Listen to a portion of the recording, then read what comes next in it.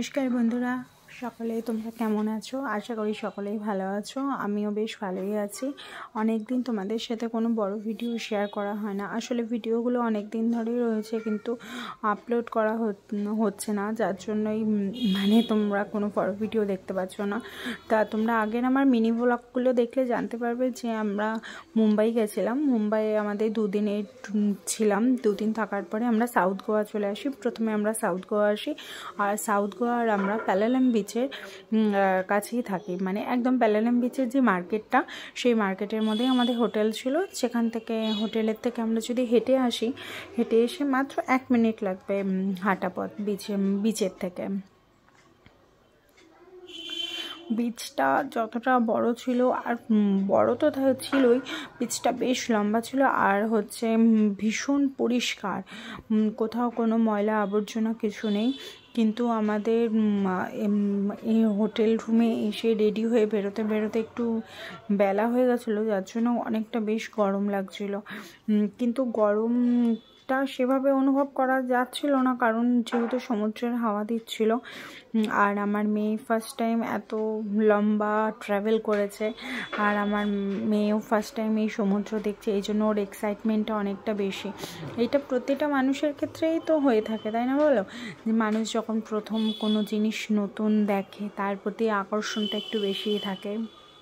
আর এই দেখো, এই যে সমুদ্রের জল, এটা দেখে বলো আমাদেরই কত না একটা আনন্দ লাগে, মজা লাগে। আর ও তো বাচ্চা মানুষ, এই জন্য ওর আনন্দটা একটু বেশিই ছিল। কিন্তু একটা জিনিস আমি অবশ্যই বলবো, পুরীর সমুদ্রে যেমন যত বড় বড় ঢেউ আসে, এখানে ঠিক তত বড় বড় ঢেউ নয়, ঢেউগুলো মিডিয়াম। আর এই যে আমার মেয়ে একবার এই যে জলের মজা পেয়েছে, এই জন্য ও আর ওখান থেকে সরবে না, কন্টিনিউ জলের মজায় নিয়ে যাবে, ওখানের থেকে আর উঠবে না। এরই মধ্যেখানে ও আবার বায়না শুরু করে দিয়েছিল নৌকায় উঠবে। যদিও আমরা বোটে করে ঘুরতে যেতাম, তবুও বলার জন্য একটু তাড়াতাড়ি যাচ্ছি। এখন আমরা বোটে করে প্যালালাম বিচের যে সাইড টুরগুলো আছে সেগুলোতে যাব, কিছু ল্যান্ড আছে সেগুলোতে যাব। তা আমরা বোটে উঠে গেছি, বোট চলাও শুরু হয়ে গেছে। আমার এই বোটে উঠে আমার ভীষণই ভালো লেগেছিলো। সমুদ্রের মাঝখান দিয়ে ঘুরতে যেতে বেশ মজার। আর দেখো জলের রং দেখো কি সুন্দর, পরিষ্কার একদম নীল জল। আর এই ল্যান্ডগুলো দেখো কত সুন্দর, চারিদিকে সমুদ্র, মাঝখানে জঙ্গল, পাহাড়, কত সুন্দর বলো। প্রকৃতির সৌন্দর্যের আছে সমস্ত কিছু, আর প্রকৃতির সৌন্দর্য মুখের ভাষায় কোনো কিছুতেই যেন বোঝানো যাবে না, এতটাই সুন্দর। এটাকে আমরা যে বোটে যাচ্ছিলাম, সেই বোটে যে দাদাটা ছিল, সেই দাদাটা বলছিল এটা নাকি মাঙ্কি ল্যান্ড। এখানে নাকি অনেক মাঙ্কি থাকে, যার জন্য এটার নাম নাকি মাঙ্কি ল্যান্ড। এবার জানি না, আমি যেহেতু ওনারা বলছিল, আমি তাই এটা শেয়ার করলাম তোমাদের সাথে।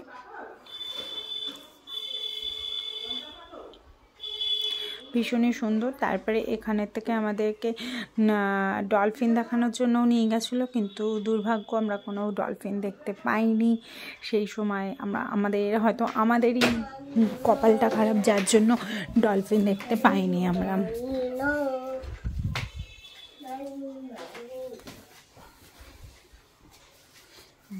তা আমরা এই ডলফিন না দেখার দেখতে না পাওয়ার জন্য আমাদের সবার মনটা একটু খারাপই হয়ে গেছিলো।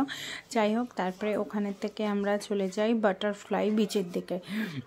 যে বাটারফ্লাই বিচটা দেখো, দুটো পাহাড়ের মাঝখানে বিচটা খুব একটা বড় নয়, খুবই ছোট বিচ বলতে প্রায় খুব বেশি হলে কত হবে, 100 মিটার হয়তো হবে বিচটার লেন্থ।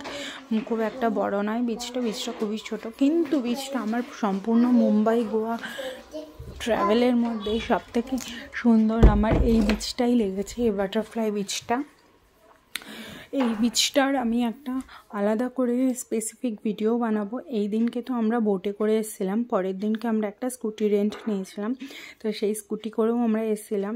আজকে যেহেতু আমরা বোটে করে এসেছি, সেই হিসাবে আমরা দেখাতে পারছি না, এই জন্য পরের দিনকে নেক্সট ভিডিওটাতে আমি অবশ্যই দেখাবো পুরো ভিডিওটা। বাটারফ্লাই বিচে কতটা সুন্দর, পাহাড় জঙ্গলের মধ্যে দিয়ে এসেছিলাম, ভীষণই সুন্দর ছিল এই বাটারফ্লাই বিচটা। তা তোমাদের সাথে আমি শেয়ার করব, তোমরা অবশ্যই দেখো। দেখো, আশা করি তোমাদের সকলের ভালো লাগবে। আর তোমাদের সাথে একটা কথা শেয়ার করি, ওই দিনকেই আমার মেয়ের একটু শরীরটাও খারাপ হয়ে গেছিলো, যেহেতু অনেক রোদ ছিল, গরম ছিল।